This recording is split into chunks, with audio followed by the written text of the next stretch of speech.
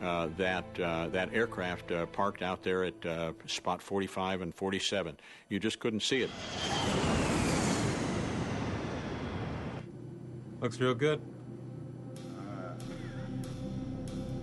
The investigation determines the lights on the Metroliner were the same color and brightness as the runway lights. The plane may have been all but invisible to the pilots of US Air 1493. You're coming out of 500. The anti-collision beacon in particular would have been lost in a sea of lights.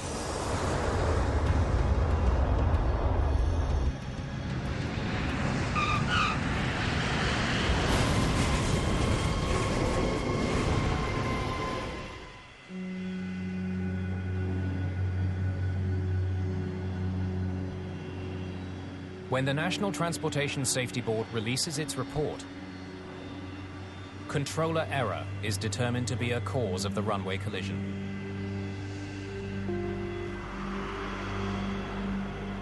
We're in the business of determining why something happened. You may call it a cause or causes or contributing factors, but our job ends when the next accident is prevented. Preventing accidents on the runways of LAX would prove to be a much greater challenge than investigators could imagine.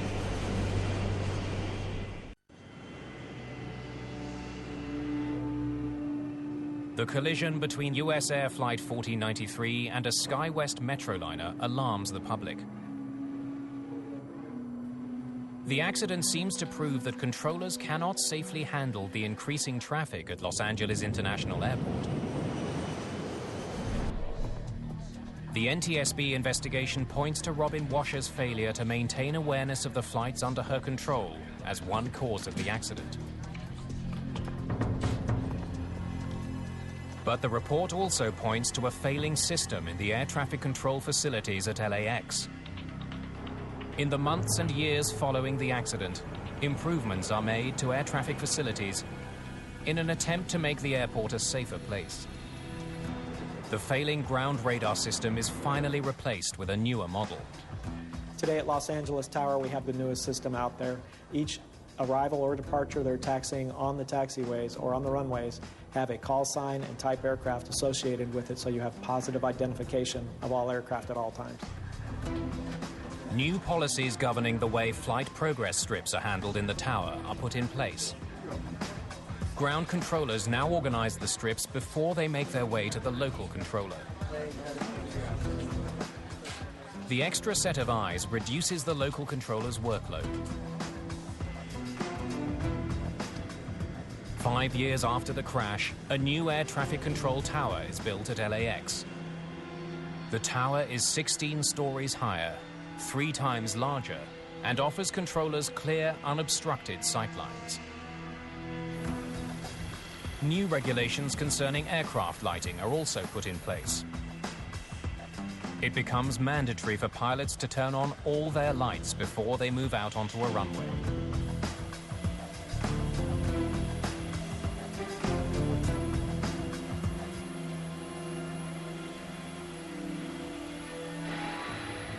But despite the improvements, the rate of runway incursions at LAX only goes up. Throughout the 90s and even into the 2000s, I would describe it as a common event. LAX certainly was one of the worst airports we had for a number of incursions. 10 years after the accident, more serious runway incursions were happening at LAX than at any other airport in the United States. They had double-digit runway incursions and serious runway incursions almost every year. And in fact, in 2007, they actually had 21 runway incursions. In an attempt to reduce the problem once and for all, the Federal Aviation Administration begins work on a new system of runway lights to keep planes apart on the ground. Runway status light system is a series of runway entrance lighting that we put at taxiways or takeoff hold lighting that we actually put on the runway itself. The system is fully automatic. It uses a series of red lights embedded in the runways and taxiways. The lights warn pilots if there is conflicting traffic. The runway status lights illuminate red, tells a pilot that it is unsafe, or a vehicle driver, that it is unsafe to either cross or enter that runway. And it triggers because there is an aircraft landing or departing. There's some other traffic on the runway.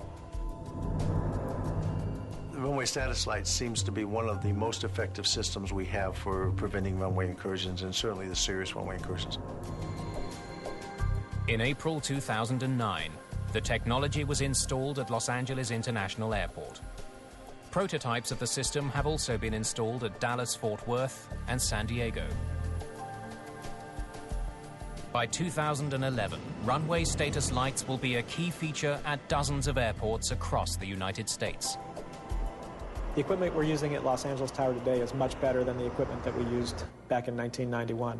It's been upgraded, it's much more reliable, and it gives the controllers the tools they need to make sure that the runways are clear and to keep the aircraft moving. Though new technology can never guarantee 100% safety, the improvements at LAX have restored public confidence in the airport, even among those who survived Flight 1493. I spent a couple of days in intensive care at a local hospital, and I had nightmares, by the way, following my release from the hospital for quite a number of days. But I'm doing fine now. I have no problem with getting on airplanes and flying, and I've got great confidence in the airline system.